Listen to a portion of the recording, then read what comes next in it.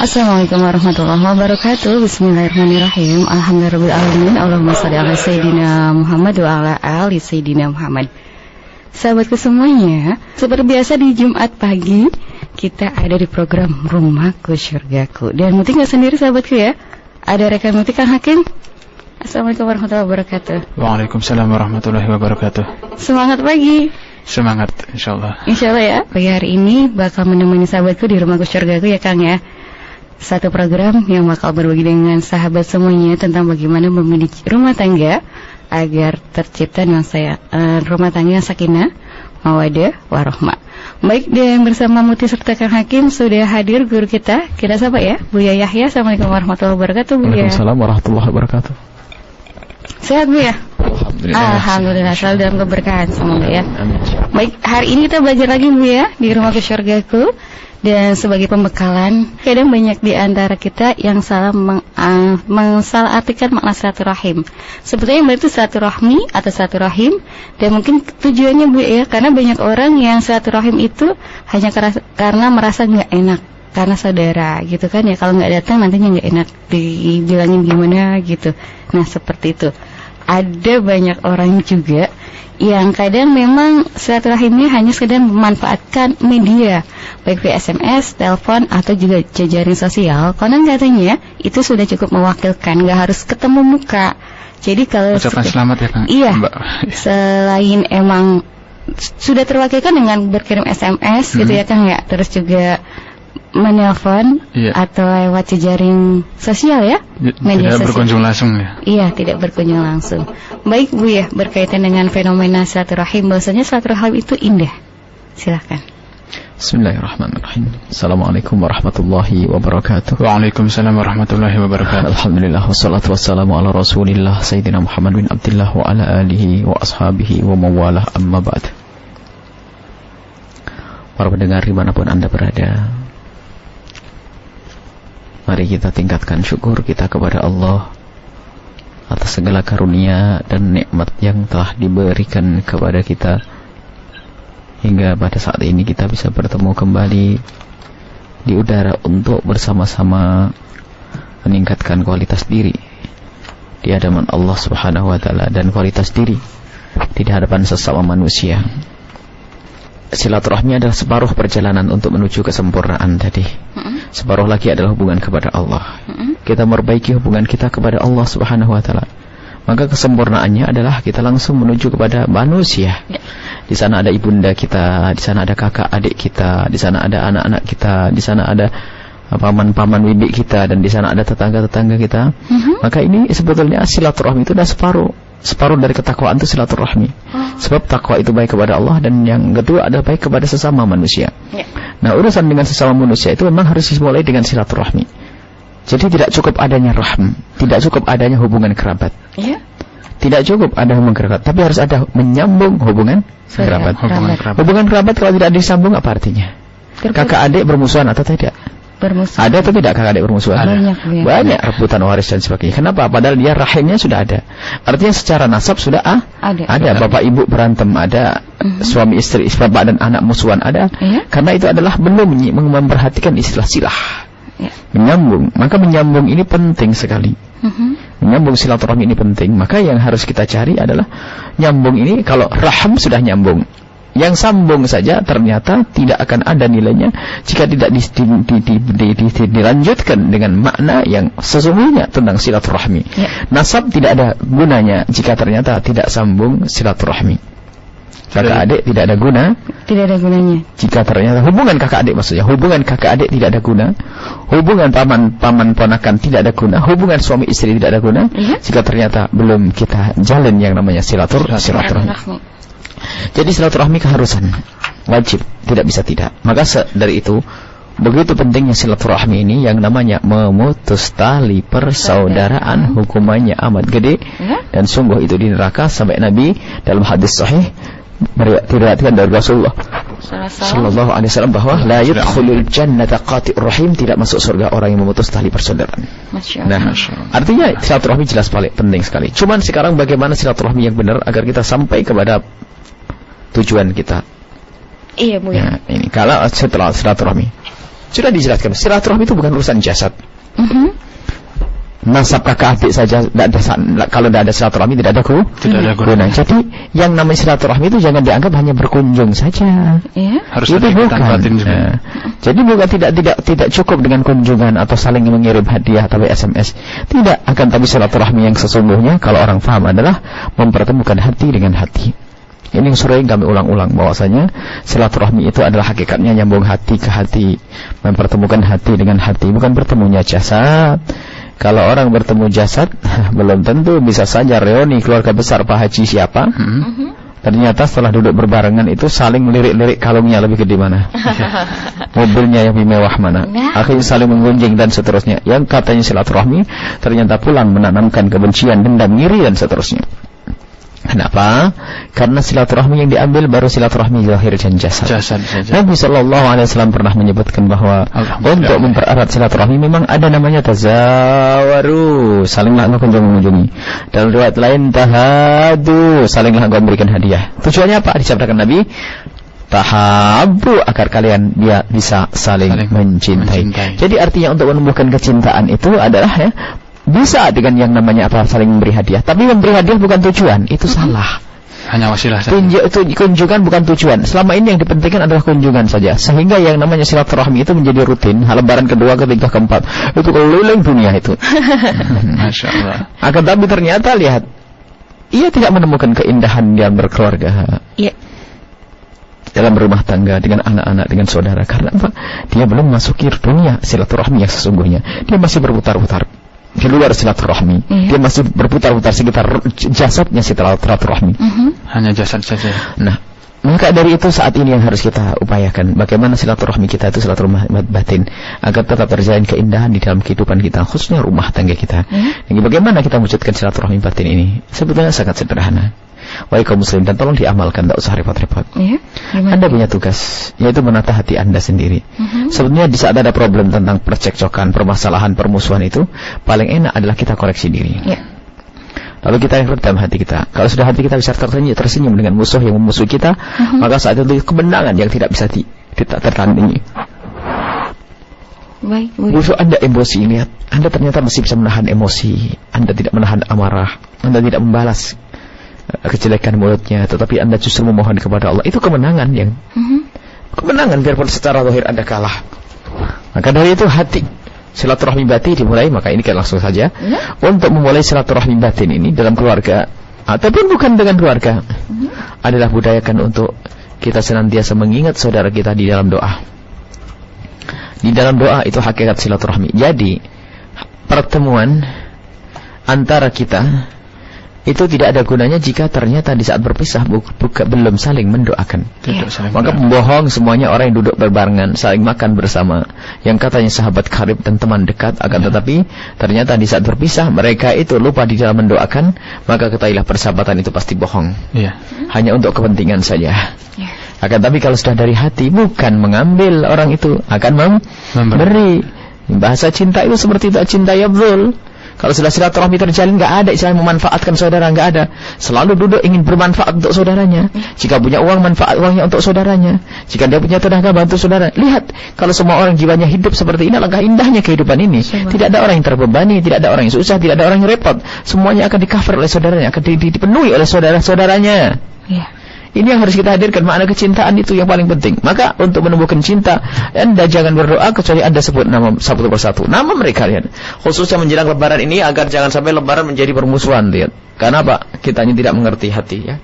Maka saat ini ayo kita semuanya bergegas untuk mempersiapkan hati kita itu dengan cara mendoakan sebanyak-banyaknya kepada orang yang telah diberi oleh Allah, kepada orang yang telah didekatkan kepada kita, ataupun orang yang bermusuhan dengan kita. Jadi inti kuncinya adalah doa. Sudah, itu yang pertama. Yang kemudian adalah lakukan amal lahir, amal yang sesungguhnya amal dohir, termasuk kunjungan, saling memberi hadiah. Jangan dibalik, berdoa dulu baru mengirim hadiah. Berdoa dulu, ya. Nah, ini nanti maknanya luar biasa. Di saat kita dibalas oleh hadiahnya, kita bersyukur. Kalau tidak dibalas pun kita tidak ngedumel. Yang menjadi masalah, wah sudah dikirimi tapi nggak balas-balas. Nah itu. Karena memang bukan budaya hati. Jadi lihat, kalau sudah muncul cinta itu orang memberi. Lihat, ada atau tidak orang bukan sanak bukan keluarga tapi membantu membelikan mobil motor, ada atau tidak? Nggak ada. Ada. Banyak, bagaimana tidak ada, banyak orang berikan makin. Banyak. Jadi banyak orang tidak ada sanak tidak ada saudara kan tapi bisa membantu. Tidak ada memberi. Kayak ada orang datang, lihat orang tidak ada keluarga, tidak ada sanak dan tidak kenal barangkali. Tiba-tiba bisa membantu. Karena apa? Ada makna kecintaan di dalam hatinya. Lihat. Jadi ini yang perlu dihadirkan, bahwa yang menjadikan orang itu bisa saling tolong-menolong, saling membantu adalah di saat ada cinta di dalam hati. Ini yang kita cari. Maka silaturahmi itu adalah mencari di dalam diri kita, yaitu di hati kita. Maka kalau kita mencari itu di luar dari diri kita, tidak akan ketemu. Tumpukan hadiah yang kita berikan menjadikan orang seolah senang dengan kita. Oh tidak, hadiah itu tidak akan bisa membeli hati. Uang tidak akan bisa membeli hati. Lihat, kalau kita memberikan uang, memberikan seseorang uang sehingga dia menjadi tunduk dan patuh kepada kita, kapan itu? Sepanjang ada uang, uangnya. Jika tidak ada uangnya, lihat, bisa saja cepat berubah. Tapi kalau yang kita ambil hatinya, kira-kira yang ke bawah apanya? Dan segalanya yang dia miliki, lihat. Maka kita perlu sekarang berbicara urusan bagaimana mendekatkan hati kita dengan saudara-saudara kita saling mencintai. Maka mulailah dengan yang namanya berdoa. Mendoakan orang lain ini sangat penting, jangan dilalaikan, jangan lupa. Setiap malam kalau kita berdoa, baru nanti saat kita memberikan hadiah, maka doa itulah yang menyelamatkan hadiah kita hingga sampai kepada Allah Subhanahu wa taala. Kita mendoakan di tengah malam, baru esok harinya kita berkunjung sehingga kunjungan kita menjadikan selamat kita. Ada, coba bayangkan orang yang berkunjung begitu saja tanpa berpikir panjang, masuk ke rumah bibinya, di situ rupanya bibinya sakit gigi dan sebagainya. Keluar dari rumahnya itu sudah ngedumel, bibi cemberut, bibi enggak peduli, bibi padahal tadi katanya pengen nyambung hati, pengen silaturahmi, tapi karena hatinya belum tertata, lihat, hanya tidak disambut saja menjadi ngedumel. Belum lagi nanti ada tambah tuh mobil siapa tadi di sana. Jangan-jangan, oh masya Allah. Baik, akan tetapi kalau orang sudah hatinya baik, suami istri datang ke rumahnya saudara, di saat tidak dianggap, di saat tidak disapa dengan indah, saudaranya sambil berbicara tapi cemberut. Ini kalau orang hatinya bersih, dia berpikir, kenapa kok dia cemberut? Jangan-jangan utangnya belum kebayar, Pak. Kok kita bayarin kan? Jadi hatinya bersih. Mau contohin, dari itu hakikat. Coba kita tuh, orang tuh melihat orang yang dicintai dengan orang yang tidak dicintai itu beda. Kalau orang melihat orang yang tidak dicintai terlihat susah, apa katanya? Ia akan segera menolongnya. Tapi kalau orang tidak mencintai melihat dia susah, syukurin, walat dia. Jadi sekarang yang perlu kita bina adalah hati kita. Kemudian setelah itu lakukan dengan amal lahir, amal zahir. Kemudian setelah itu ambillah dengan maknawiyat, rohaniyat, sesuatu yang tidak terlihat, barokah. Sekarang musim, mohon maaf langsung, musim Anda untuk saling memberi hadiah biasanya. Iya. Lebaran ini sekaligus kami ingatkan, kalau Anda ingin memberikan hadiah, jadikan hadiah itu yang menjadikan Allah ridha kepada Anda, sehingga Allah memberikan kepada hati Anda kecintaan. Jadi yang dikejar bukan hanya cinta dari manusia itu. Nah, artinya begini, iya betul. Artinya untuk mewujudkan keindahan di dalam kebersamaan ini, makalah lakukan sesuatu yang menjadikan Allah ridha kepada kita. Kalau Allah ridha kepada kita, Allah menjadikan hati orang itu menjadi ridha. Nah, contohnya di dalam memberikan hadiah. Tujuan hadiah itu apa? Agar orang ridha dengan kita dan agar orang baik dengan kita, kan? Tahadu, tahabu. Salinglah memberi hadiah, kemudian setelah itu akan muncul saling mencintai. Cuman kita harus peduli bahwasanya jika hadiah yang kita berikan itu tidak menjadikan Allah ridha, cinta apa yang bakal kita dapat? Maka sekarang manajemen memberi hadiah. Kalau Anda mumpung memberi hadiah, belilah hadiah yang sekiranya bakal bermanfaat untuk dunia dan akhiratnya. Ini yang sering dilupakan oleh seseorang. Hadiah DVD buat nonton film lah. Iya. Hadiah tiket ke tempat wisata haram sana. Kalau memberi hadiah yang bermanfaat, mushaf, buku bacaan, mukena, baju muslimah dan sebagainya. Hadiah. Jadi Anda harus cerdas dong kalau berbuat. Biarpun mereka tidak suka, akan tapi kita punya misi. Saya kalau memberi hadiah harus sesuatu yang bakal bermanfaat untuknya di dunia dan di akhirat. Saya tidak akan percuma memberikan hadiah. Kalau kita memberikan hadiah motor, apakah pasti bermanfaat? Belum tentu. Dilihat dulu dia seperti apa. Uang pun belum tentu. Akan tapi hadiahkan kepada mereka sesuatu yang menjadikan mereka selamat di dunia dan di akhirat. Maka manajemen hadiah, memberi sarung lebih bagus daripada memberi sesuatu yang tidak bermanfaat. Berikan sarung, baju koko dan sebagainya. Ini hadiah. Jadi manajemen memberikan hadiah harus berhatikan. Nah, kalau kita melakukan dengan yang bagus seperti ini, diridhoi oleh Allah, maka Allah pencipta cinta akan menitipkan cinta di hati kita. Sehingga persahabatan kita persahabatan dunia di akhirat, persahabatan karena Allah, persahabatan yang tidak pernah luntur, tidak pernah berubah dengan apapun. Karena apa? Dibangun atas kecintaan kepada Allah, kenal Allah Subhanahu wa taala. Jadi saat Anda memberi hadiah pun Anda harus peduli dan perhatian. Bagaimana Anda memberikan hadiah tersebut? Kemudian siap dari mana rezeki yang Anda berikan. Jangan sampai orang hanya mengejar hadiah, tidak pernah peduli dari mana duit halal atau haram. Tidak akan menumbuhkan hati saling mencintai. Biarpun saling mengunjungi, biarpun saling berdatangan, biarpun saling Masya Allah reuni keluarga besar A, B, C, D. Baik, inilah yang harus kita hadirkan 3 hal untuk menciptakan bagaimana kita itu bisa semakin indah di dalam bermasyarakat, di dalam bersilaturahmi. Ingat, yang pertama adalah jangan lupa mendoakan, dan ini amat penting, dan ini yang amat dilupakan. Yang kedua adalah bagaimana kita setelah mendoakan melakukan amal zahir yang berupa hidayah atau yang sebagainya. Kemudian yang ketiga, hadiah itu harus benar syar'i. Yang ketiga, jangan sampai kita itu memberikan hadiah akan tapi sesuatu yang menjadikan orang semakin bermaksiat kepada kita, kepada Allah Subhanahu wa taala, hingga kalau sudah maksiat kepada Allah maka akan menjabut rahmat Allah, menjadikan hilangnya berkah dari Allah Subhanahu wa taala. Inilah yang kami hadirkan bahwasanya silaturahmi sesungguhnya adalah bukan silaturahmi jasad, tapi silaturahmi hati. Wallahu a'lam bishawab. Baik, subhanallah. Pengantar yang luar biasa Kang Hakim ya, bahwasanya silaturahim hati yang harus kita hadirkan. Kadang emang orang banyak sering ketemu, tapi kadang diam-diam aja banyak. Diam-diam aja. Baik. Dan kita akan mengajak sahabat-sahabatku juga yang akan belajar bersama di Rumahku Syurgaku, bahwasanya silaturahim itu indah sahabat ya. Dan kita akan menyapa juga sahabat-sahabat yang sudah merilai 92,9 FM Cirebon ya.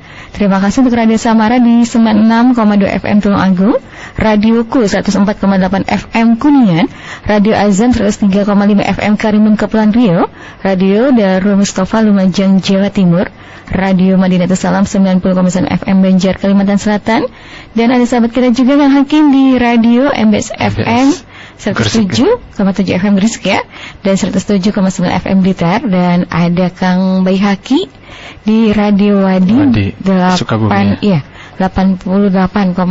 Sukabumi, dan Radio Streaming Alif Lampung, Radio Panua 103,8 FM Pahuwato Gorontalo. Untuk Anda semua sahabatku yang akan berinteraksi bersama Buya ya, bisa menggunakan 4 media komunikasi kami. Di mana Kang Hakim? Di layanan teleponnya di 0231 252 2549, dan di layanan SMS 081 321 461079. Kemudian juga di melalui layanan internet ya, di Facebook Radio Cirebon, juga di Yahoo Messenger di radio_ku@yahoo.com. Baik, dan kita akan break ya. Untuk Anda semuanya kita bakal kembali. Baik sahabatku, masih di 92,9 FM Inspirasi Spirit Hati ya, radioku yang pastinya masih dipancarluaskan dari kawasan Majelis Pengembangan Dakwah Al-Baja, Sendang Sumber, Cirebon. Kang Hakim, pagi hari ini Cirebon sejuknya luar biasa ya. Dingin, bukan sejuk lagi, dingin. Dan supaya jalan dari rumah ke sini, wah dinginnya luar biasa ya. Cuma 5 menit tadi. 5 menit? Iya. Baik, dan sahabatku, kita masih di Rumahku Syurgaku ya. Terima kasih untuk Anda yang selalu stay di 92,9 FM Cirebon. Bagi Anda yang baru saja bergabung di frekuensi 92,9 FM Cirebon ya, kita ada di Rumahku Syurgaku. Satu tema yang menarik Kang ya, berkaitan dengan silaturahim. Baik, dan kadang kebanyakan orang itu silaturahim tadi seperti yang Buya sampaikan sekedar tatap muka gitu kan, hanya silaturahim jasad saja. Terus kadang-kadang ya deh silaturahim nggak enak, soalnya kalau itu kan saudara nanti ditanyain kalau nggak ada. Tapi emang kadang ya Mbak, itu kok nggak datang ya, biasanya datang gitu. Sekarang nggak datang gitu. Dan kadang yang jadi kendala kadang orang malas silaturahim, ada yang emang silaturahim karena jasad aja, ada karena nggak silaturahim kadang ngerasa nggak bisa memberi hadiah gitu kan, jadi nggak enak lah gitu kan ya. Nah itu jadi kendala-kendala tersendiri dalam bersilaturahim. Tapi sebelum kita bakal berlanjut bagaimana cara menyikapi hal ini, kita tanya sama Buya. Yang kita kenal itu kan silaturahmi, ada yang bilang silaturahmi, ada yang bilang silaturahim ya. Sebetulnya yang benar itu yang mana? Baik Buya, silaturahmi atau silaturahim? Semuanya benar karena itu asal dari bahasa Arab dari kata rahm. Ar-rahmu itu rahim. Cuman kalau di Indonesia kan tidak ada huruf Indonesia itu huruf mati jajar 2 itu tidak ada. Silaturahim. Nih, makanya biasanya menjadi silaturahim, tidak enak menjadi silaturahim gitu aja. Jadi tidak penting masalah itu. Yang meributkan masalah ini orang juga orang ya. Tidak ada masalah silaturahim atau silaturahmi. Memang bukan silaturahim, bukan begitu. Tapi silaturahim. Jadi aslinya silaturahim. Mim rahim, ar-rahmu. Jadi rahm, ra ha mim nun, ra mim, rahmi. Kemudian di Indonesia kan silaturahmi, silaturahim. Ya. Nah, itu menjadi silaturahim atau silaturahmi atau silaturahim. Itu tidak terlalu penting masalah ini. Baik, sama-sama saja. Baik Bu ya, dan berkaitan dengan tadi kadang orang terkendala dengan silaturahim gitu kan. Tadi masalah jasa, masalah pemberian hadiah juga. Kalau saya nanti nggak memberi hadiah nggak enak gitu kan. Ya, baik. Apalagi keluarga besar berkumpul. Itu salah manajemen dalam memberikan hadiah itu. Orang memberikan hadiah jangan saat ingin bertemu, itu salah. Kalau beri hadiah, makanya kita ingin biasakan. Kalau beri hadiah itu jangan saat ada hajat itu. Ya. Datang ke kiai, mau ke kiai, bawa satu karung sayur. Kalau tidak punya sayur, nggak pernah ke kiai, ini musibah. Jadi kalau datang ke kiai tidak usah bawa apa-apa gitu loh. Karena apa? Biar biasa silaturahmi ke kiai itu nyaman. Kalau pengen ngisi hadiah nanti di luar ada tujuan, luar ada hajat itu. Jadi semakin nyaman. Jadi jangan sampai silaturahmi itu terikat dengan hadiah. Hadiah itu adalah untuk menyuburkan hati memang. Cuman jangan gara-gara tidak ada hadiah maka tidak datang, tetap datang. Maka budaya itu penting. Maaf, kita mulai dari budaya kekiaian saja. Iya. Sekarang ada loh, dulu tuh kalau rumah kiai tidak bawa apa-apa nggak enak kan gitu ya. Nah, ini menjadikan jauh dari kiai dari umat. Misalnya orang di rumah tangganya punya permasalahan gara-gara kopi, gara-gara gulanya nggak manis lalu ribut mau cerai. Datang ke rumahnya kiai suruh bawa gula. Nah, ini satu contoh bahwasanya. Jadi hadiah itu penting. Cuman manajemen memberikan hadiah itu jangan sampai kita biasakan kalau datang ke rumahnya orang membawa hadiah itu. Makanya kadang-kadang orang datang ke pondok itu sambil salaman sambil megang satu karung itu. Oh, saya suruh megang karung begini ya. Kalau mau ngasih nanti Allah Maha tahu. Akan tapi salaman senang benar. Apalagi pakai amplop ditaruh di tangan. Gimana salaman dikasih pelapis begini nih?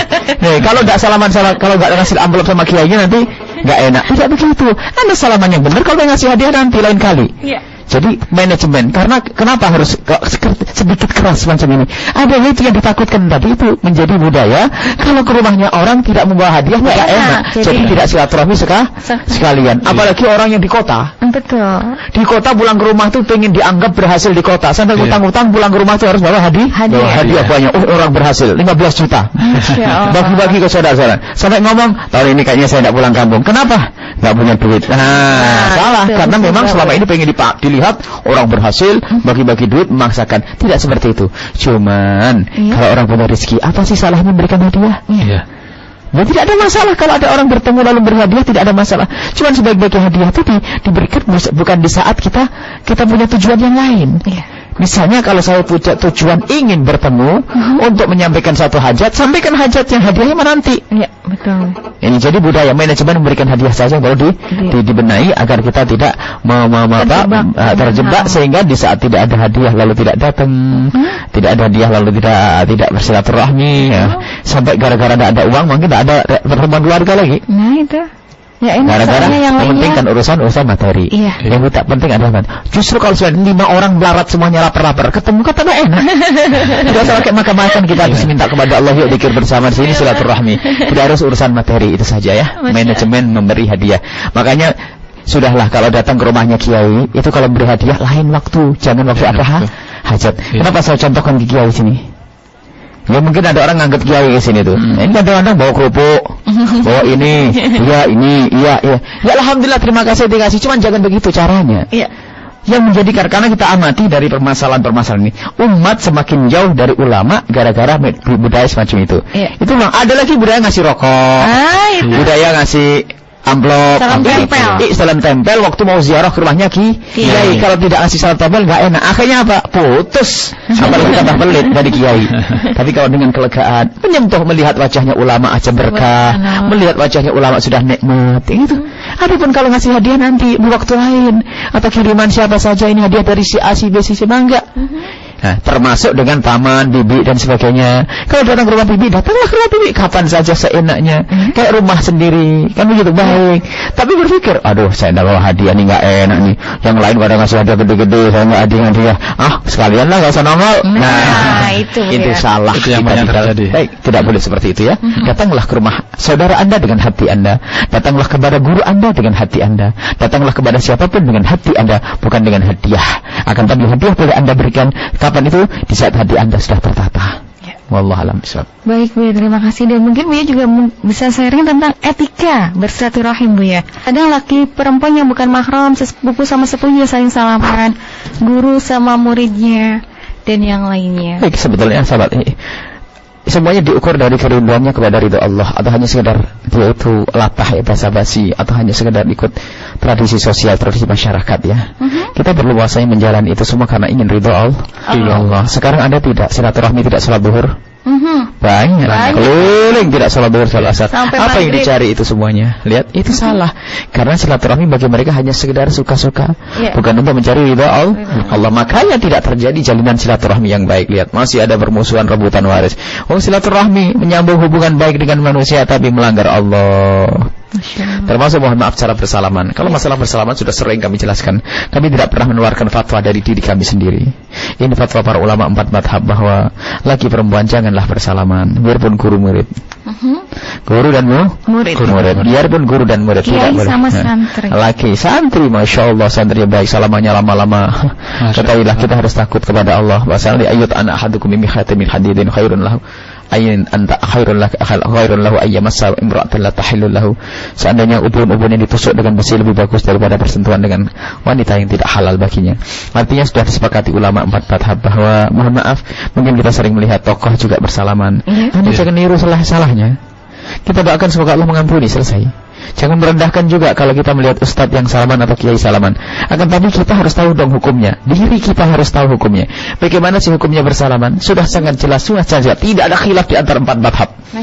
Bahwasanya bersalaman laki-laki dengan perempuan yang bukan mahramnya, yang sudah haddus syahwat, sudah gede sama gede, maka hukumnya adalah haram. Sudah jelas.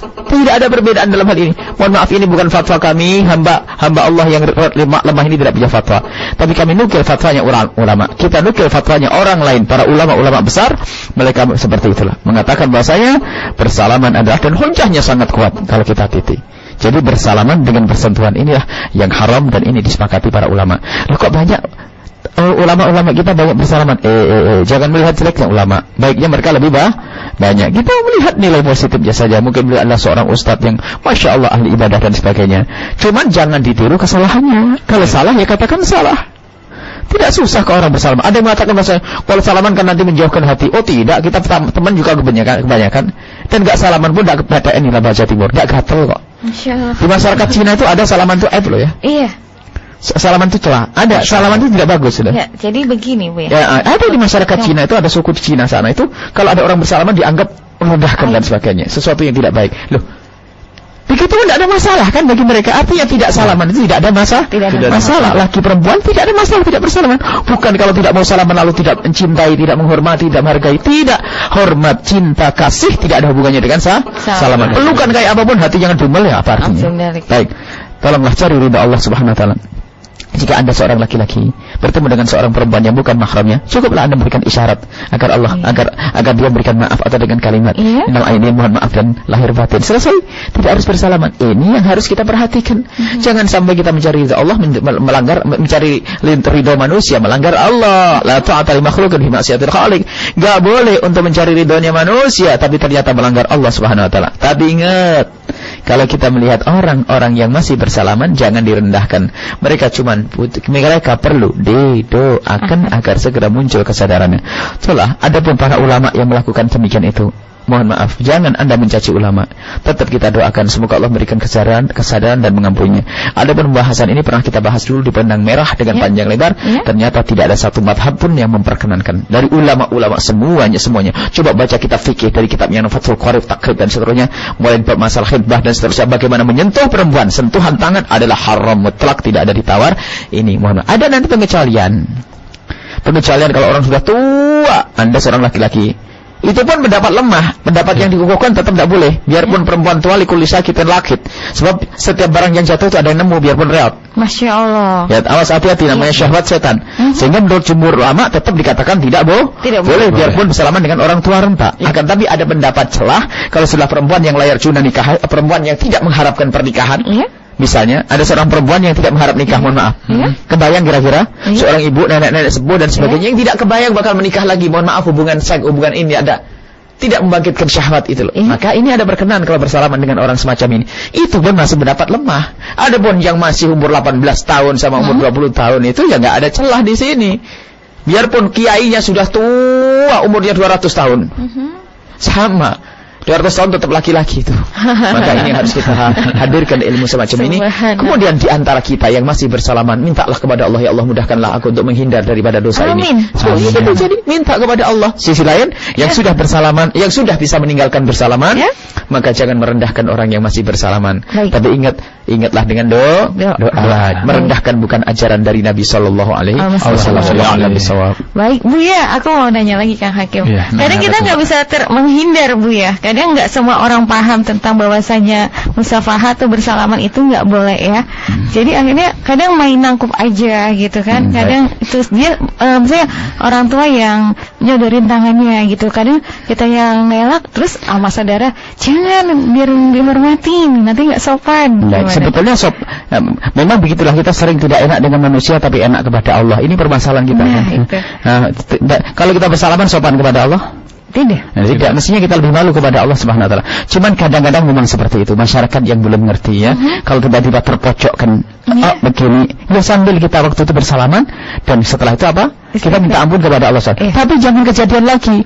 Sebenarnya kita bisa paham loh ya. Kalau orang itu biasa langsung nyalami, kita dari jauh berikan isyarat begini bisa ngerti loh ya. Iya. Kita ngerti, tangan kita angkat sedikit langsung Assalamualaikum, lalu kita tutup tangan kita. Mereka paham. Ya, nanti kedepannya tidak boleh kejebak lagi. Mungkin yang pertama sudah terlanjur atau gimana, sudah terlanjur. Baik gimana? Mau ditolak kan? Ditarik kasihan kan, tidak enak, maksudnya begitu.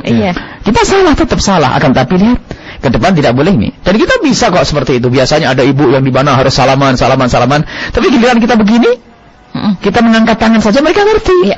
Mereka juga nggak mau direndahkan kok. Mereka langsung begitu juga sama. Dan tidak ada masalah semacam ini. Jadi tinggal pandai-pandainya kita itu di dalam meninggalkan salaman. Kalau orang meninggalkan bersalaman karena Allah, aman. Subhanallah. Tapi kalau meninggalkan bersalaman hanya karena pengen dilihat hebat, wah itu nggak bakal benar. Jadi kita meninggalkan salaman karena Allah. Sehingga bukan pilih-pilih, kalau sama yang cantik nggak mau salam, kalau sama cantik salaman, kalau yang sama jelek tidak salaman. Saya ini nggak benar kayak gitu. Jadi kalau selandia Anda sudah ngambil keputusan tidak bersalaman, karena Anda patuh kepada syariat, maka lakukan itu dimanapun Anda berada. Harus konsisten ya. Dan tidak ada ganggu, tidak ada mengurangi kok. Kita punya teman yang banyak, yang istri-istrinya masih pada bersalaman. Bahkan mungkin karena mereka adalah orang-orang yang, mohon maaf ya, secara agama sangat jauh, bukan saja bersalaman, sampai ada yang sampai pelukan dan sebagainya, laki perempuan. Tapi saat berhadapan dengan kita, apakah salaman mereka? Tidak salaman, dan tidak ada masalah, dan tidak mengganggu hubungan keindahan. Maka prinsip itu perlu dipegang. Jadi masalah bersalaman sudah disepakati oleh para ulama. Tolong carikan dimanapun tempatnya, dari kitab-kitab fikih yang sudah berceceran, di mana-mana semua yang mengatakan bersalaman adalah haram, dan haramnya mutlak, tidak bisa ditawar. Wallahu a'lam bishawab. Baik Bu ya, terima kasih ya udah jelas Kang. Salaman bukan mahram ya. Betul. Dan memang pernah suatu ketika kejadian ada seorang alim besar diserbu oleh ibu-ibu.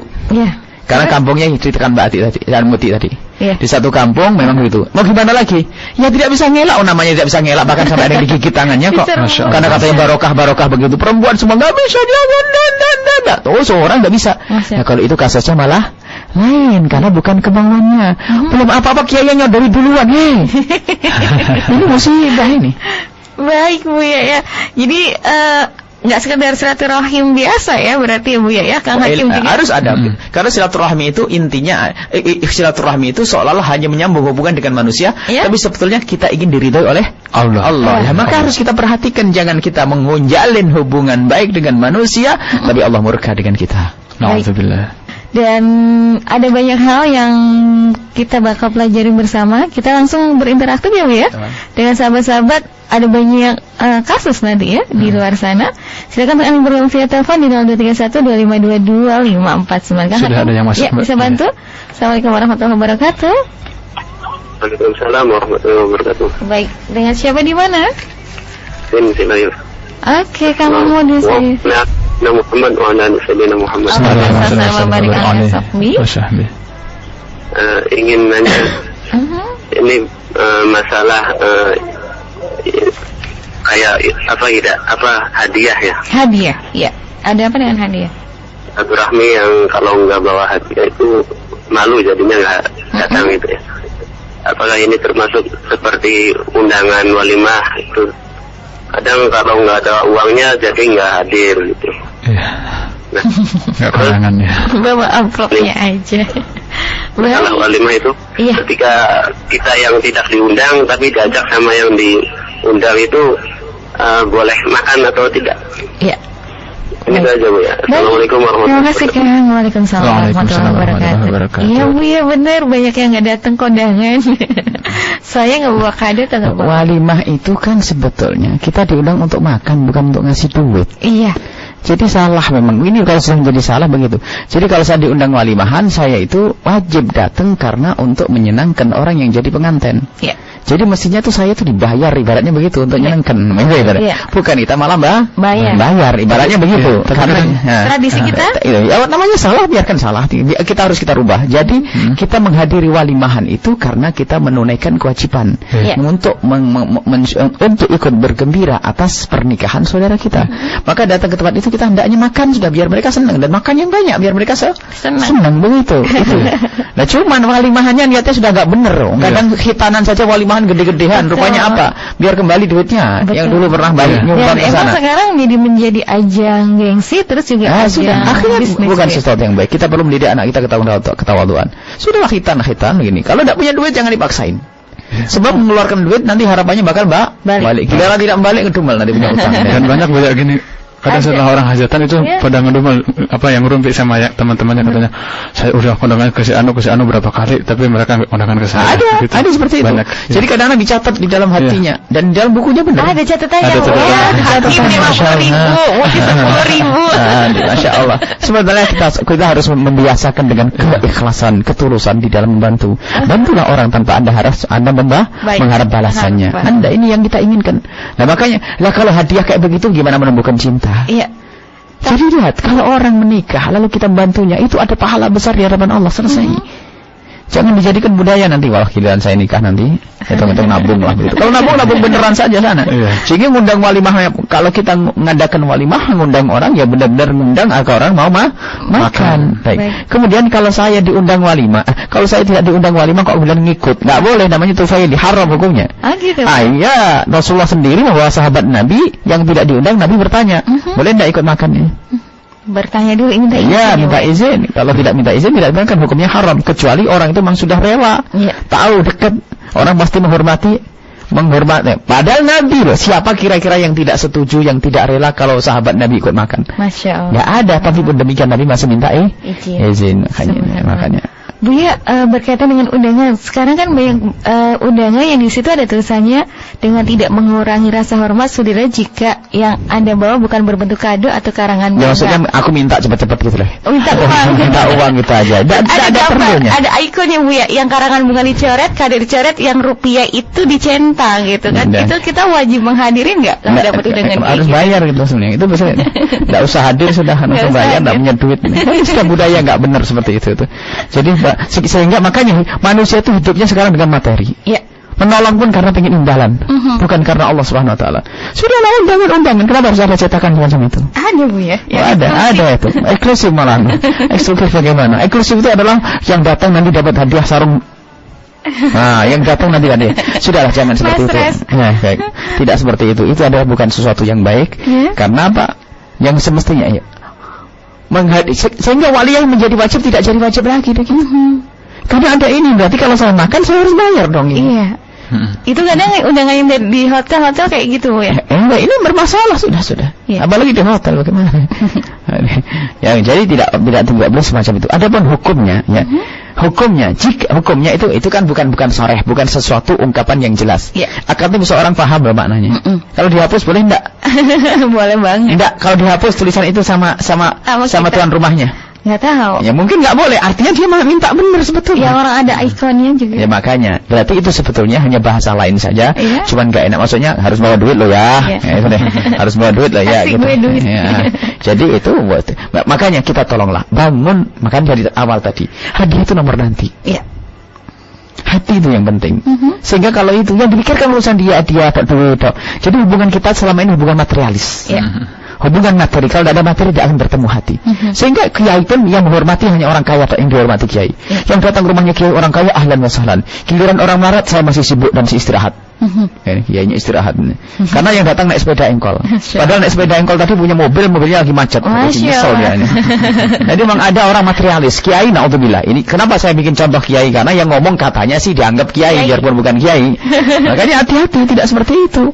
Jadi justru lihat Allah, anna intal munkasirati qulubum. Semestinya yang perlu diperhatikan adalah siapa? Orang-orang yang tidak mampu, orang-orang fakir dan sebagainya. Termasuk di dalam kaidah walimahan. Walimahan itu tidak boleh dibedakan antara si kaya dan si miskin. Kalau ada walimahan dibedakan si kaya dan si miskin, kita tidak wajib hadir. Misalnya hari pertama si kaya, hari kedua si miskin. Tidak boleh seperti itu. Sama walimah itu yang punya duit dan yang enggak punya duit.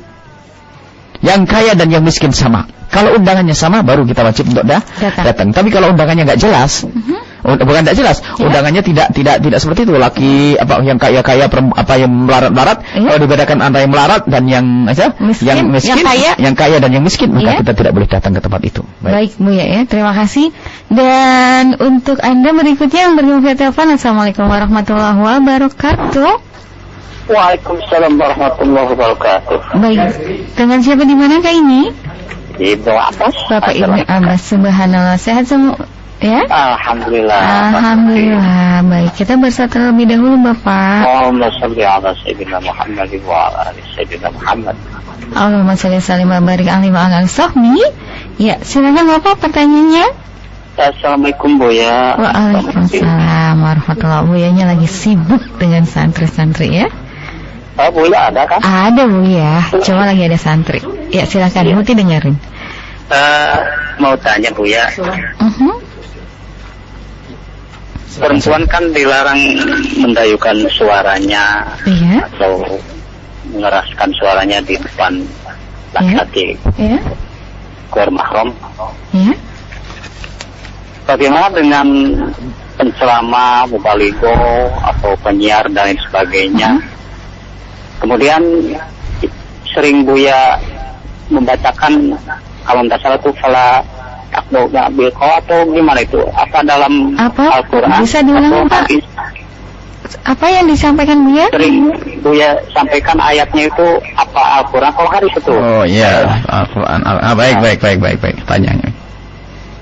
Terus ya. Dan kemudian ini ketika berjamaah zuhur masbuk.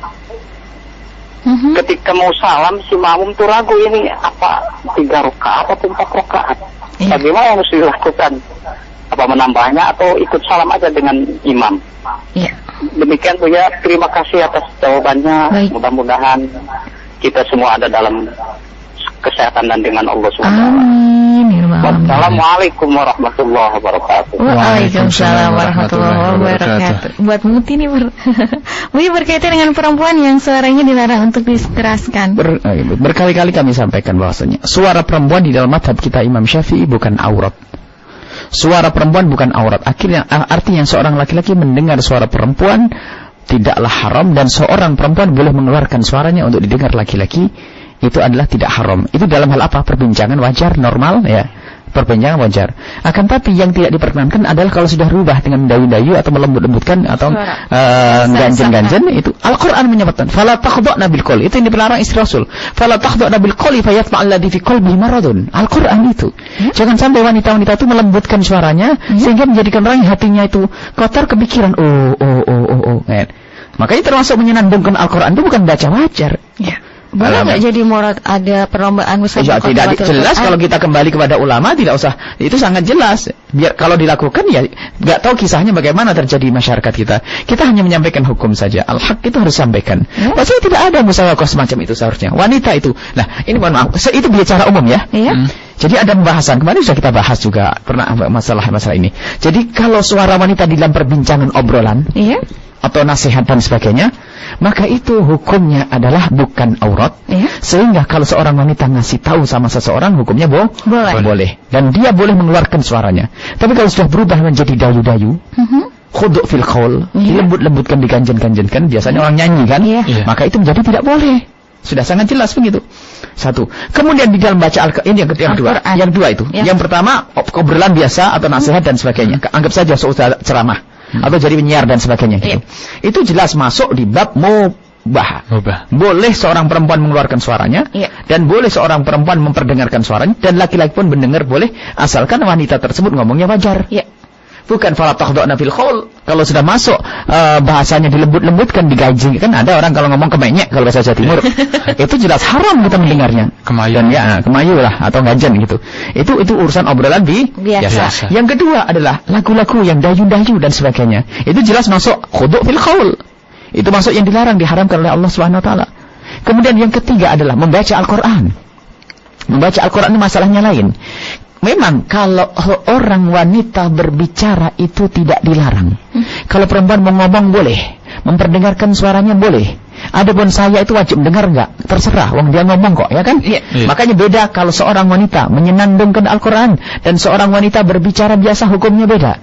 Kalau Muti ngomong, saya boleh dengar, boleh tidak. Terserah mau dengar atau tidak. Tapi di saat menyandungkan Al-Qur'an dengan lagu, menjadikan Al-Qur'an, maka saya diperintahkan oleh Al-Qur'an untuk mendengar, wa idza quri'al Qur'anu fastami'u lahu. Karena kalau seorang wanita membaca Al-Qur'an, orang yang lain dihimbau untuk mendengar, maka artinya akan menjadi satu papasan atau tatapan di sini antara suara dengan telinga kita. Sehingga kita dihimbau. Maka ulama menjelaskan, kalau seorang perempuan membaca Al-Qur'an, hendaknya jangan diperdengarkan kepada orang ajnabi. Itu hukumnya beda. Kalau omongan biasa mah wajar. Tapi Al-Qur'an, karena Al-Qur'an itu siapapun mendengar Al-Qur'an ada perintah. Di situ idza quri'al Qur'anu fastami'u lahu. Kalau engkau dibacakan Al-Qur'an kepadamu, hendaknya engkau mendengar. Siapa yang baca? Terserah yang baca. Maka dari itu, agar tidak mengundang orang pada noleh kepada seorang perempuan, maka jangan menguraskan suara Al-Qur'an. Kalau berbicara biasa wajar. Malahan jadi ada 3 masalah di dalam hal ini, maka hati-hati. Nah, kalau ada kadang-kadang Masya Allah, semoga Allah mengampuni. Ya, seorang perempuan mendayu-dayu, melengking-lengking suaranya, membacakan Al-Qur'an di depan kaum laki-laki dan sebagainya. Ya semuanya karena kalau dikatakan oleh Imam Ghazali, hal semacam ini terjadi karena qillatul ilm. Dikitnya ilmu, kata Imam Ghazali radhiyallahu anhu. Jadi ya kita maafkan, akan tapi harus ada perubahan dong. Makanya di tempat kita tidak ada perempuan bacakan Al-Qur'an. Kalau bisa di majelis, biarpun kadang kita kebobolan ceramah di mana begitu, tak taunya diiringi oleh seorang ustazah qari'ah baca Al-Qur'an 1 jam, setengah jam, panjang mendayu-dayu, lihat. Laki-laki di bawahnya sambil tepuk tangan. Allah. Ini subhanallah ya, kita perlu belajar terus. Dan yang penting itu insyaf. Ibu-ibu yang suaranya bagus, gunakan suaramu untuk suamimu, untuk saudaramu, untuk bapakmu, itu saja. Tapi jangan diperdengarkan kepada orang lain. Itu hukumnya. Di mana sandaran yang demikian ini? Anda tidak usah jauh-jauh. Yang di masyarakat Jawa, yang akrab dengan kitab Fathul Mu'in, baca di kitab Fathul Mu'in tentang masalah mengeraskan zikir dan orang yang baca Al-Quran. Ada di situ sangat jelas bagaimana hukumnya. Hukumnya adalah jika seseorang membacakan Al-Quran di depan ajnabi, di orang luar, orang lain, maka hukumnya adalah haram. Baik. Karena dikhawatirkan bisa menimbulkan fitnah atau godaannya. Karena itu tadi, karena kalau Al-Quran orang harus noleh. Begitulah, orang diperintah ini. Jadi ya permasalahan itu. Jadi permasalahan lain. Jadi ada 3 maratib ya, kalau pahami. Yang pertama adalah ngomong biasa. Yang kedua adalah mendayu-dayu. Yang ketiga adalah baca Al-Quran. Kalau ngomongan biasa, obrolan biasa, nasihat. Biarpun nasihatnya dari Al-Quran, namanya iktibas. Misalnya seorang perempuan mengatakan innallahi atau menyebutkan Al-Quran, itu tidak ada masalah. Karena dalam irama nasihat. Tapi kalau sudah melakukan Al-Quran, maka itu permasalahannya lain. Baik. Ya, jadi silakan tinggal pilih dan pastikan untuk yang baca Al-Quran perempuan mesti harus di dalam kamar aja, Bu ya. Kan di kamar, di tempat kalau sama-sama wanita mah boleh. Tidak, kalau di ruang ramai, di masjid yang ramai, tidak perlu dikeluarkan suaranya keras keras. Nggak usah pakai mikrofon. Nggak usah. Nah, kenapa harus pakai mikrofon? Itu biasanya kalau tadarusan, Bu ya. Tadarusan pagi-pagi di jam ibu. Kita tidak melihat kesalahan di masyarakat. Kita akan bicara hukum. Adapun di masyarakat mungkin kita harus pelan-pelan. Itu lain cerita. Prakteknya ada seorang perempuan, gimana Bu ya kalau tidak ada saya, nggak ada yang ngaji. Berarti saya selama ini baca qasidah. Harus ada target dong. Berapa bulan harus seperti ini? Anda mengkader laki-laki yang bisa baca qasidah. Susah, berarti tidak ada niat. Artinya boleh ibu membaca qasidah, dimaafkan insya Allah, tapi harus ada target dong. Jangan menikmati sampai tua ibu-ibu tok yang qasidah. Terus generasi mudanya di mana? Tapi tidak ada laki-laki yang mau qasidahan, Bu ya. Nah, karena Anda tidak mau. Karena cara berpikirnya memang kayak begini, dipikir perempuan boleh-boleh saja. Kalau sudah perempuan ini darurat kisahnya misalnya, atau hajat kisahnya, karena tidak ada lagi yang menghidupkan musola, semuanya pada tidur laki-lakinya. Maka saat itu pun harus berjuang para wanita ini agar nanti yang membaca qasidah bukan wanita lagi, sehingga semakin sempurna. Jadi kita perlu menuju kesempurnaan, tapi tidak boleh kita mengklaim atau menghukumi atau memvonis si fulan begini. Wah, suaranya begini, tidak boleh, haram mutlak. Haram itu hukum tertulis, hukum yang dijelaskan oleh para ulama. Adapun penerapannya perlu perlahan demi perlahan. Lalu bagaimana dengan di masyarakat itu ada jamaah yang biasa membaca Maulid Nabi sama, kasusnya sama semuanya. Karena itu sholawat yang dilakukan dan sebagainya, kasusnya sama. Tetap diupayakan tidak ada kaum laki. Kalau sudah komunitas perempuan kok lakinya ngelonong, lain cerita. Misalnya pengajian ibu-ibu pakai mikrofon, itu kan memang disiapkan untuk ibu. Ada orang yang ngelonong, lain cerita. Tapi terdengarnya kan kemana-mana Bu ya. Karena upayakan mikrofonnya ke dalam, tidak mikrofon yang di luar. Baik Bu ya, terima kasih. Dan pertanyaan kedua, ada makmum masbuk gitu kan, dia ragu-ragu 3 atau keempat ikut salam atau itu? Makmum ragu, dia ragu akan imamnya atau ragu akan dirinya. Berbeda ya. Kalau ragu akan imamnya, dia mengikuti keyakinannya. Nah, jadi orang kalau meragu akan imamnya, dia ketika imamnya kok sudah assalamualaikum, dia ngira masih 3, maka dia nambah 1, selesai. Jadi kalau ada keraguan, ambil yang sedikit, tambah 1. Kalau anggap keraguan ditambah, itu selesai. Jadi begitu kaidahnya. Kita ragu, ini sholat saya sudah 3 rakaat atau 4. Jadikan 3 ditambah 1. Allah alam. Baik, terima kasih Bu ya. Dan kita menyapa sahabat kita yang bergabung melalui SMS ya. Berbagi sahabat kita di 305 Bu ya. Assalamualaikum warahmatullahi wabarakatuh. Waalaikumsalam. Baik, semoga Bu ya dan seluruh perjuangan Radio Go selalu dalam keberkahnya. Amin ya Mbak Abid. Ada Muhammad Zainuddin dari Sumeneb Bu ya. Apakah adat silaturahim atau halal bihalal di bulan Syawal juga dilakukan di Hadramaut Yaman? Mohon diceritakan Bu. Baik, ada di sana, ada namanya ziarah semacam itu ada. Ziarah itu cuman biasanya dilakukan di hari ke-7. Hari ke-7. Karena mereka setelah lebaran hari pertama, mereka pada puasa lagi. Sawalan. Istilahnya watan lah mereka itu. Jadi mereka berkunjung setelah tanggal 7 Syawal. Jadi tanggal 7 Syawal mereka berkunjung. Cuman biasanya dimulai dari ulama besar ini ada ceramahnya di sini. Jadi tradisinya tradisinya diarahkan dahulu. Jadi misalnya hari pertama tanggal 7 itu ke rumahnya, ke misalnya Masjid Hawi, masjid ini, ke ulama-ulama gitu. Jadi di situ nanti sambil saya disiapkan mikrofon untuk sang sahibul bait berceramah gini-gini, nanti pindah ke sana. Adapun setelah itu silaturahminya biasa-biasa saja. Memang tidak semarak di Indonesia Raya ini. Kalau kita kan silaturahminya halal. Jadi setiap waktu, sampai waktu sholat pun pakai silaturahmi. Betul. Jadi kita masuk full luar biasa. Sampai dia arus mudik pun hanya ada di Indonesia Raya. Betul Bu ya, hanya ada di Indonesia Raya itu mudik. Cuman secara umum tradisi itu ada. Tradisi itu ada di Hadramaut sana, cuma dimulai umumnya hari ke-7. Baik Bu ya. Dan kita menyapa sahabat kita yang ada di 568. Assalamualaikum warahmatullahi wabarakatuh. Waalaikumsalam. Baik, dari seorang suami Bu ya. Saya belum bisa mencukupi kebutuhan rumah. Istri diajak menginap di rumah orang tua saya, belum mau. Saya pun berencana untuk ngontrak rumah, tapi mertua belum mengizinkan dengan alasan belum tega melihat ekonomi kita. Lalu mertua menyarankan untuk menempati rumahnya yang kosong. Namun kelakuan istri saya kayaknya tidak langsung menuruti kalau saya menyuruh menempati rumah orang tuanya, dan minta doa agar kita semoga bisa membagikan orang yang kita cintai dari hamba Allah. Amin. Subhanallah. Anda suami yang baik insyaallah. Ibu Anda, keluarga Anda juga baik insyaallah. Mertua Anda juga baik. Pentingnya apa? Anda sendiri pertama pengen ngontrakkan rumah. Ternyata Anda punya mertua yang baik sehingga menginginkan Anda tinggal di rumah mertua. Kemudian Anda pun ingin membawa ke rumah Anda sendiri, istri Anda belum mau. Kelihatannya bermasalah Anda punya istri ini. Terus maunya apa? Tolonglah wahai para perempuan, jangan seperti itu. Jadi kepatuhan kepada suami itu penting. Kalau diajak ke rumahnya suami karena belum punya rumahnya, alhamdulillah masih ada tumpangan kan. Apa yang diinginkan wahai para wanita? Kalau ternyata suaminya rumahnya kurang nyaman karena satu hal, musyawarah, jangan egois wahai para wanita. Kalau diajak ke rumah mertua, ke rumah ibumu sendiri, maksudnya mertuanya kaum laki-laki, maksudnya rumahnya sendiri, ya langsung saja. Kenapa kok susah? Karena kita belum mau dipaksain. Mau ngontrak mertuanya baik bener, kasihan, tempati saja rumah kosong. Jadi para wanita itu jangan seperti itu, jangan merepotkan suami. Ini ada wanita semacam itu. Cuman sisi lain para suami, kalau bisa memuliakan istri, kenapa tidak dimuliakan kan? sudah punya uang, tanah, rumah cukup dan sebagainya, tidak pernah ingin bangun rumah dan sebagainya. Itu juga tidak benar sebagai seorang suami. Jadi tolonglah semuanya yang benar. Kalau dari contoh itu jika benar yang diceritakan oleh saudara kita ini, yang nggak benar seorang perempuannya. Iya. Tinggal di rumah mertuanya nggak mau, ya kan? Dipaksain kayak pengen rumah Mekah langsung gitu. Ini nasib, itu nggak benar perempuan seperti itu. Jadi tolonglah jika Anda wanita yang mendengar suara ini, tolonglah Anda sadar, dukunglah suami. Jadi biasakan dengan sederhana dulu. Kalau bisa minjem rumah dipinjemi, alhamdulillah. Numpak sama orang tua, lebih dekat sama ibu bapak, kan bisa dapat khidmah. Wong semua orang rindu pengen dekat sama mertua sama bapak ibu, lah kok ini tinggal di rumah bapak ibunya nggak mau, ini bagaimana kisahnya? Semua orang yang punya iman, punya hati nurani itu pengen dekat sama bapak ibunya, punya kesempatan untuk mencucikan piringnya, punya kesempatan untuk menyangakkan nasinya, punya kesempatan untuk mencium tangannya, punya kesempatan untuk melihat wajahnya, yang dikatakan oleh Nabi bahwasanya melihat wajah mereka itu lebih baik dari segala kebaikan. Subhanallah. Kalian dekat sama mertua nggak mau, terus mau apa ini kan, begitulah.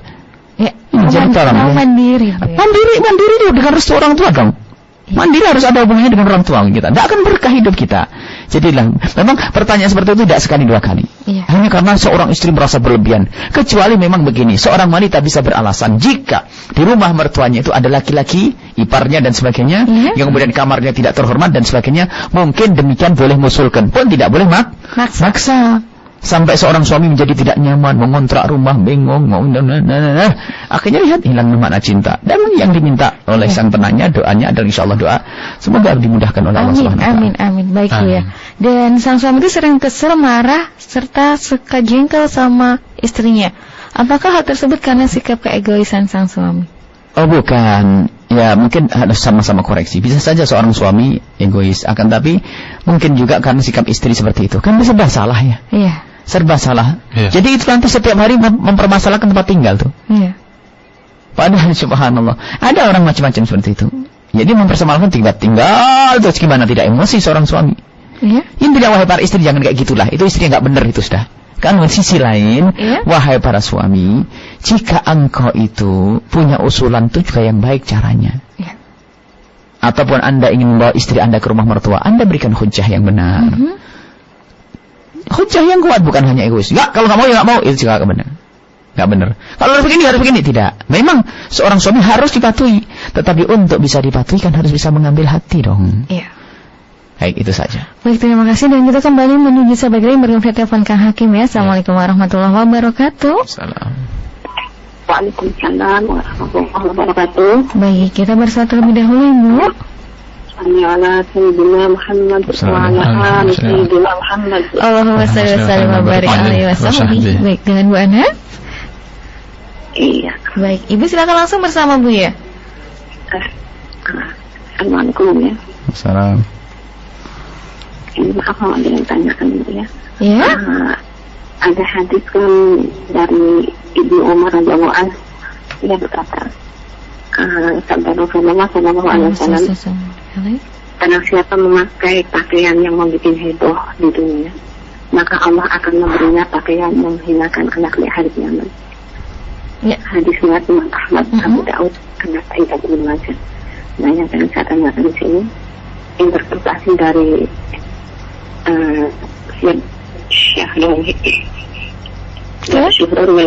kata hebohnya itu kata hebohnya itu seperti apa? Pakaian seperti apa yang bikin heboh ya Ibu? Baik, modelnya kah atau warnanya? Itu masalatun gitu ya. Nah satunya lagi usfur dia. Apa Ibu? Apa itu makna dari usfur itu? Usfur yang film buatan usfur gitu. Ya. Ya, itu aja. Assalamualaikum. Waalaikumsalam warahmatullahi wabarakatuh. Silakan Bu. Banyak riwayat semacam itu yang menunjukkan bahasanya yang dimaksudnya ada pakaian kesombongan itu saja. Ya.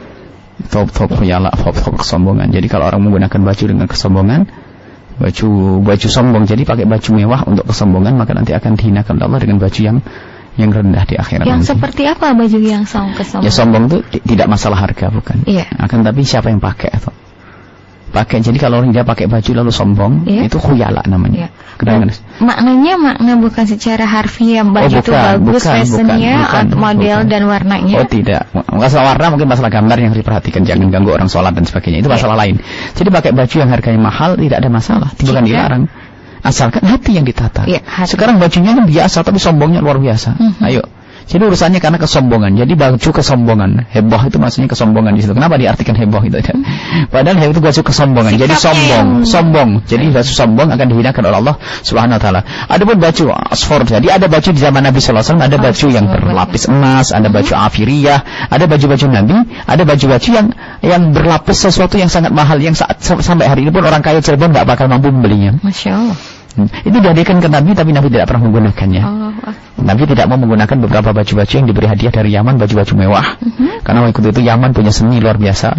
Jadi ada baju bersulam emas, tidak dipakaikan ke Siti Aisyah radhiyallahu anha, karena Rasulullah memang tidak pernah mengajari anaknya dengan baju kesombongan. Ternyata bajunya Siti Fatimah Zahra, Siti Aisyah bukan Siti Fatimah. Siti Fatimah Zahra.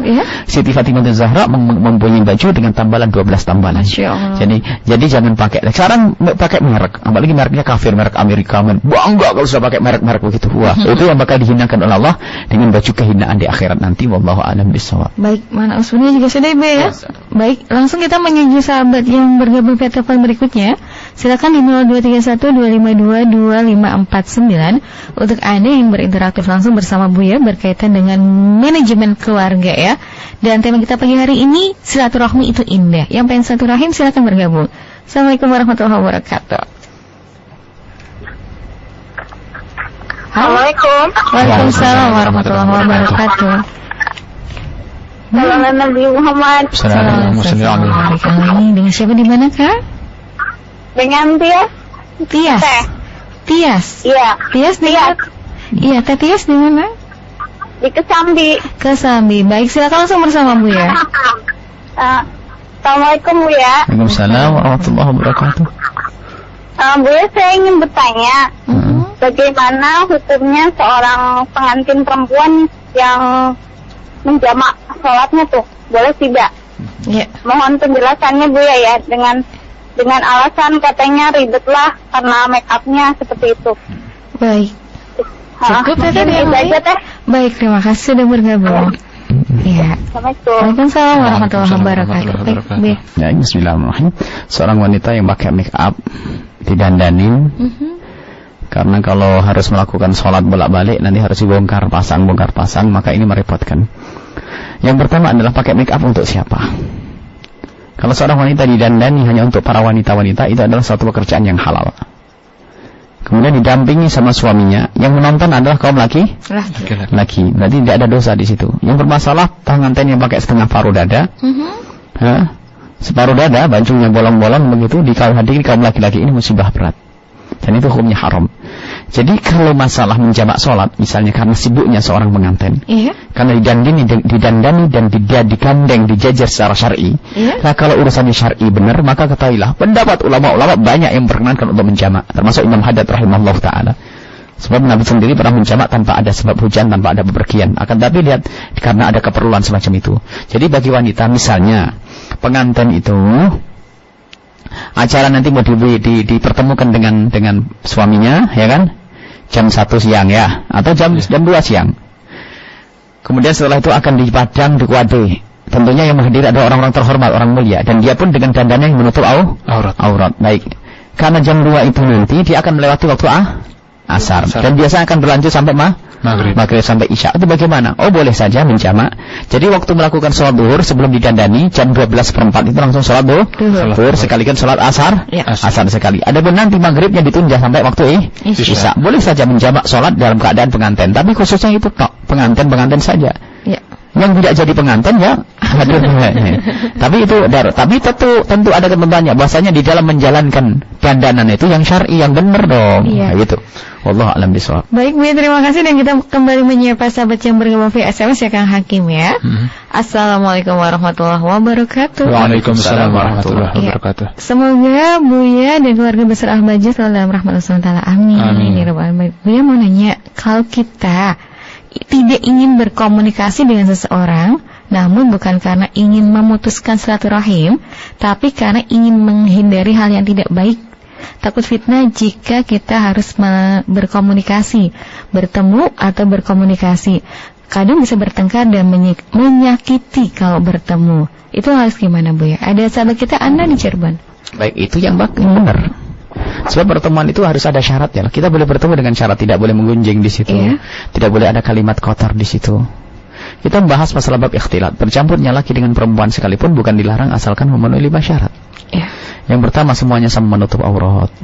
Nah, kalau Anda bakal bertemu dengan saudari Anda, maksudnya kerabat Anda, yang di dalam pertemuan Anda pasti dia tidak menutup aurat, Anda tidak boleh datang. Acara halal bihalal. Anda yakin bahasanya saudari sepupu perempuan Anda tidak memakai kerudung, maka Anda tidak usah datang. Karena apa? Anda akan melanggar Allah nanti. Jadi silaturahmi semuanya itu harus ada aturannya benar-benar.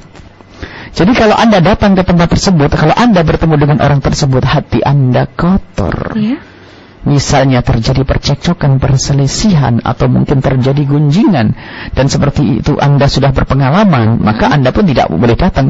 Dan tidak boleh datang bukan sekedar sunnah, wajib Anda tidak datang. Sebab kalau Anda datang masuk dosa namanya menggunjing. Dan bahkan sebagian orang harus menghindari seperti itu. Bahkan majelis ulama pun demikian. Kalau digunakan untuk menggunjing, jangan datang lagi. Wajib hukumnya untuk tidak datang. Baik.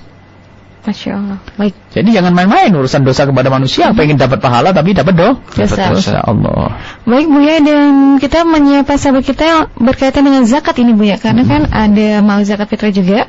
422. Assalamualaikum warahmatullahi wabarakatuh. Waalaikumsalam warahmatullahi wabarakatuh. Tidak disebutkan. Coba nanti bareng di belakang. Ada di daerah saya Buya, zakat mal dan zakat fitrah itu diserahkan di kiai, termasuk orang tua saya. Saya bilang jangan begitu. Kata orang tua, kamu ngaji di mana? Gitu katanya. Mohon penjelasan. Baik, bismillahirrahmanirrahim. Zakat boleh diberikan kepada kiai dan masjid, tapi untuk menyalurkan, bukan untuk diambil. Bukan untuk diberikan kepada sang kiai. Kalau kiai tidak boleh. Kalau kiai tidak boleh, sudah jelas. Kalau kiai nyatanya belajar, nanti bilang belajar di sini. Saya tuanya nanya. Tanyakan saya belajar di mana? Anda belajar di mana selama ini? Itu saja. Itu masalah jelas. Saya sampai tuliskan satu buku. Tidak diperkenankan zakat diberikan ke kiai. Tolong yang mengatakan boleh ke kiai itu ulama mana? 4 madhab tidak ada semuanya. Kalau kiainya melarat, bilang saja melarat, tidak usah pakai nama kiai. Mohon maaf, kiai sekarang kaya-kaya mobilnya banyak, terima zakat, apa tidak malu itu? Jadi zakat itu fakir miskin. Sangat jelas kalau ada orang ngomong begitu, menunjukkan dianya tidak pernah baca buku fikih. Sekarang ilmu itu bukan ilmu kata yang di dapur sambil melibat, tidak. Pembahasan diskusi fikih ini pembahasan ulama 4 madhab ngomong apa, ahli tafsir ngomong bagaimana, nafsir fisabilillah itu seperti apa, jelas begitu. Juga hanya latah orang, zakat diberikan ke masjid untuk bangun pondok, haram, tidak boleh zakat untuk bangun pondok, zakat tidak boleh untuk bangun masjid. Lihat. Sekarang yang membangun masjid dengan duit zakat itu, coba rela atau tidak? Anda pernah ke rumah sakit atau tidak? Hari ini kira-kira ada enggak orang menangis tidak bisa bayar rumah sakit? Banyak. Bagaimana kita rela menggunakan duit masjid, duit zakat untuk masjid, coba? Untuk kiai dan sebagainya. Kiai kalau kiai melarat, kalau kiai melarat bilang melarat itu saja. Sudah selesai, nanti dapatkan zakat yang banyak. Dan memang kalau Anda menemukan kiai melarat, hendaknya Anda dahulukan. Ya kan? Iya. Itu. Tapi kalau kiai kaya, kadang-kadang ada pertanyaan semacam itu. Belajar di mana kamu? Seolah-olah orang lain bodoh semuanya. Maksudnya? Ya betul, paham. Pertanyaannya itu seolah yang ngajari ente itu salah. Ya benar. Jadi yang mengatakan paham terus begitu. Tidak ada lagi makna lain. Kalau ada orang bapaknya nerima zakat, anaknya negur, abah jangan begitu. Dia tanya belajar di mana ente? Maksudnya ente itu bodoh, nak. Guru ente juga tidak benar, padahal kebalik. Sampai kita menulis buku itu melacak. Saya menulis buku Kasful Hummah itu. Saya lacak perkataan ulama yang sudah didiskusikan di MUI dan basis pada ambil zakat. Buku yang diskusikan dalam bahasa Arab itu. Saya tidak menularkan pendapat saya. Mohon maaf, saya tidak punya pendapat. Saya tidak ada pendapat, bagi saya itu tidak ada. Saya ini bukan mujtahid. Tapi saya bukan pendapat ulama-ulama gede. Tidak ada yang mengatakan boleh zakat diberikan ke namanya kiai, masjid, madrasah dan sebagainya. Tidak ada. Ada pendapat lemah. Pendapat siapa itu? Katanya Qafal Asy-Syashi. Qafal Asy-Syashi yang mana? Qafal Asy-Syashi ada satu, yang satu Mu'tazilah, yang satu begini. Yang satu fakih, yang satu fasir. Yang mana? Qafalnya saja dijelaskan. Qafal yang mana? Enggak ada. Kalaupun ada pendapat lemah, ini urusan duit. Kalau urusan duit jangan pakai pendapat lemah. Pendapat lemah urusan wudu, bakal wudu. Urusan duit, urusan haknya manusia, haknya orang fakir. Hanya orang fakir yang tidak bisa makan, tidak bisa berobat. Sampai kita menemukan seorang ibu-ibu sakit, tidak dibawa oleh anaknya ke rumah sakit karena ibunya tidak mau. Kenapa? Saya tahu nak kamu tidak punya duit, lihat. Sampai meninggal dunia, anaknya nangis, nyesel karena apa? Ibu saya meninggal dunia karena saya tidak bisa mengobati. Sampai saya marah, kenapa tidak laporan ke orang lain? Datang ke sini banyak zakat-zakat itu. Nah, ada orang meninggal gara-gara nggak bisa berobat, relakah kita menggunakan duit zakat untuk masjid? Coba Allah, coba berpikir yang sehat. Makanya saya keras masalah ini karena salah, zakat itu salah. Banyak orang menangis di pojok rumah sana, rumah saya. Anda duduk di rumah sakit umum, jangan rumah sakit yang mahal. Rumah sakit umum duduk di pintu sana. Berapa kali Anda mendengar orang nangis? Allah. Ini harus kita kembalikan. Ada satu buku para asatidz, para ulama yang ngerti bahasa Arab barangkali. Saya sudah menuliskan Kashful Ghummah fi Israfi Zakat li Masalih Ammah. Hukumnya memberikan zakat kepada masalah ammah, masjid, madrasah, termasuk dalamnya kiai. Saya bahas secara tuntas di situ. Dan saya datangkan perataan ulama semuanya. Dan sudah dibahas oleh Badan Amil Zakat waktu itu. Karena waktu itu memang ada sebagian para saudara-saudara kaum muslim yang pengen tahu lebih dekat. Pengen tahu hakikatnya, lalu diskusikan di situ. Dan videonya juga ada, sudah 2 jam setengah masalah itu. Mohon maaf, kalaupun ada pendapat misalnya Syekh Qardawi ngomong begini, ini tidak bisa menandingi pendapatnya ulama 4 madhab. Dan kadang kasus di Qatar, kasus di Kuwait bukan kasus di sini. Kalau di Kuwait misalnya orang pada kaya semuanya, iya enggak?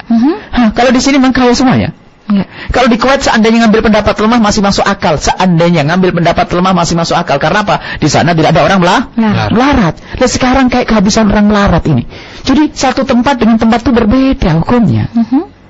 Apalagi ini pendapat jumhur ulama. Dan urusan zakatnya saya tegas. Karena apa? Kasihan ini. Sudah tegas 6 tahun saya itu, 5 tahun saya tegas begini. Masih ada orang datang apa? Buya, ini zakat untuk Buya. Ini orang sakit. Ini hadir pengajian tidak pernah buka telinga. Sudah dibilang jangan masih ngasih. Buya, ini zakat untuk Buya. Astagfirullah. Jadi ente ini dekat dengan saya hanya dekat bohir saja. Nggak pernah ikut ngaji, hanya seneng kumpul-kumpul saja. Masih dikasihkan ke kita. Innalillah. Loh, nggak boleh Buya. Nah, ketinggalan. Sudah disebar di CD, setiap radio diumumkan ini. Masih saja, wahai kaum muslim, wahai ahli iman. Hei orang yang tidak berhak beriman zakat, kok Anda beriman zakat? Ketahuilah, takutlah kepada Allah. Ada 3 penjahat di dalam zakat. Yang pertama, orang kaya tidak mau membayar zakat. Yang kedua, orang nggak ngerti membagi zakat, baginya tempat yang salah, ambil yang salah. Yang ketiga adalah orang yang tidak berhak menerima zakat. Itu semua penjahat di dalam zakat. Wallahu a'lam bishawab. Baik Bu, subhanallah, waktunya mepet banget Bu ya. Satu itu pertanyaan terakhir. Assalamualaikum warahmatullahi wabarakatuh. Waalaikumsalam warahmatullahi wabarakatuh. Baik Bu ya, mana tadi mutinya hilang ya. Bagaimana cara menghilangkan sakit hati sama seseorang? Oh, gampang sekali. Kalau orang mau, resepnya mudah, tapi Anda bisa tidak menjalankannya. Yang pertama, doakan orang yang menyakiti hatimu dengan doa-doa yang baik. Yang kedua, besok hari kirim hadiah dan selesai. Itu pendidikan dari Nabi, dan ambil resep ini dan jangan ditolak. Baik, selesai. Anda doakan setiap malam, ya Allah, orang yang menyakitiku semoga kau beri kebaikan. Suaminya tambah cinta dan sebagainya. Besok ambil barang yang paling bagus yang Anda miliki. Kalau ternyata hati Anda masih sakit, saya ganti. Masya Allah. Karena resep dari Nabi itu sudah pasti mujarab. Anda kasih hadiah dengan senyum, sampaikan ke dia. Kalau hati Anda masih sakit, datang ke sini, Anda diganti. Masya Allah. Baik Bu ya. Sebagai terakhir, kebersamaan kita bersilaturahim ini indah Bu ya. Dan kesimpulannya sambil menjawab pertanyaan Ibu Dwi dari Cirebon, sejauh mana batas salaman dengan saudara dari orang tua dan saudara dari suami? Yang biasanya tradisi pas lebaran itu kan seperti yang tadi ditanyakan, itu kadang nggak bisa dihindari salam-salaman. Tidak boleh. Baik. Saya lagi tidak boleh bersalaman. Cuman kasusnya yang ditanyakan Muti tadi terjebak. Tiba-tiba harus bersalaman. Ya jangan terulang lagi dong. Artinya sebetulnya tadi bisa dengan jarak jauh. Kita minggir ke tempat agak jauh, cukup mengangkat tangan sudah selagi tidak boleh, mari kita amalkan ini semuanya. Ilmu itu baru berbuah kalau kita amalkan. Ada nilainya, ada pahalanya, bukan hanya dihafal sedikit demi sedikit. Baik, ada pun silaturahmi yang memperindah kehidupan itu adalah jika kita tepat di dalam cara bersilaturahmi. Dan kita benar, karena sebab keindahan itu adalah kita cari. Dan kita kalau mencari sesuatu harus di tempatnya dan dengan caranya. Kalau tidak tahu tempatnya, bisakah kita mencari sesuatu? Tidak. Ataupun kita tahu tapi nggak punya cara? Enggak juga. Enggak bisa. Susah. Maka susah. Tahu intan permata di dalam lautan. Tapi gimana ngambilnya? Enggak bisa nyelam, bisa enggak ya? Jadi harus tahu. Pertama, kita harus tahu di mana makna kasih, cinta, keindahan, kebahagiaan itu. Kemudian gimana cara mencarinya? Kita ketahui bahwasanya makna kebahagiaan, keindahan dalam kebersamaan itu bukan rumah megah dan sebagainya. Sebab rumah megah bisa jor-joran. Rumah megah bisa sombong-sombong. Karena memang keindahan bukan di rumah megah atau mobil mewah ataupun harta melimpah. Akan tetapi yang memiliki keindahan ada di hati siapa yang memilikinya. Masya Allah. Satu. Jadi yang perlu kita cari. Jadi kalau mencari cinta kasih bukan di rumah mewah, akan ada di balik hati yang tersembunyi, di dalam tersembunyi di dalam hati kita. Satu. Yang kedua adalah caranya yang benar. Karena yang kita cari adalah hati, berarti yang kita pentingkan adalah cara urusan dengan hati. Maka bagaimana kita harus tahu cara. Ya. Caranya yang benar silaturahmi akan tapi membidik menuju kepada hati itu. Ya. Itu saja sederhana. Dan tanpa melanggar syariat Allah. Itu termasuk cara karena kita mencari cinta, yang punya cinta adalah Allah Subhanahu wa taala. Kita tutup bersama dengan doa keberkahan. InsyaAllah semoga Allah menjadikan kita hamba yang saling mencintai karena Allah. Jika ada yang mendengar suara ini yang mohon maaf, jika hatinya tidak nyaman karena kalimat-kalimat atau fatwa-fatwa yang kami nukil tadi, senantiasa kami doakan khusus buat mereka yang hatinya terluka. Semoga Allah memberikan segala kebaikan, mengangkat derajatnya. Kalau beliau adalah kiai akan semakin berkah murid-muridnya. Kalau beliau adalah orang kaya akan semakin berkah hartanya. Kalau dia adalah seorang ustadz, dia akan semakin berkah ilmunya. Ini saja, dan semoga dari kaum muslimin semuanya mendapatkan kemuliaan di dunia dan di akhirat lahir batin mereka. Allah mewujudkan keindahan di dalam dirinya, keindahan di dalam keluarganya, keindahan di dalam masyarakatnya, keindahan di dunia ini dan keindahan di akhirat, dan keindahan bersama Nabi sallallahu alaihi wasallam. Al-Fatihah. A'udzubillahi minasyaitonir rajim. Bismillahirrahmanirrahim. Alhamdulillahirabbil alamin, arrahmanirrahim, maliki yaumiddin, iyyaka na'budu wa iyyaka nasta'in, ihdinas siratal mustaqim, siratal ladzina an'amta 'alaihim ghairil maghdubi 'alaihim waladdallin. Amin. Amin ya rabbal alamin. Baik, terima kasih Kang Hakim, terima kasih Buya, terima kasih atas ilmu dan pembelajaran pagi hari ini ya. Untuk Anda semua juga ya Kang Hakim ya, yang sudah bergabung 92,9 FM juga terima kasih. Mohon maaf untuk pertanyaan-pertanyaan yang tidak sempat dijawab ya. Iya, karena banyak sekali waktunya terbatas. Insyaallah dan kita sambung di pembelajaran berikutnya ya. Kang Hakim, terima kasih sudah menemani aku pagi hari ini ya. Terima kasih juga untuk sahabat-sahabat yang sudah berada 92,9 FM Cirebon, sahabat kita yang ada di Tulung Agung ya, Samara FM, Radio Kuningan, Radio Azam, Darul Mustafa, Madinatul Salam, MBS FM Gresik dan juga Blitar. Ada sahabat kita juga di Radio Wadi Sukabumi, sahabat di Radio Streaming Alif Lampung, dan di Radio Panua Pohuwato Gorontalo. Kita berdua pamit ya dari ruang dengar 92,9 FM Rumahku Surgaku. Baik, terima kasih. Waalaikumsalam. Subhanaka wa bihamdika asyhadu an la ilaha illa anta astaghfiruka wa atubu ilaik. Wassalamualaikum warahmatullahi wabarakatuh.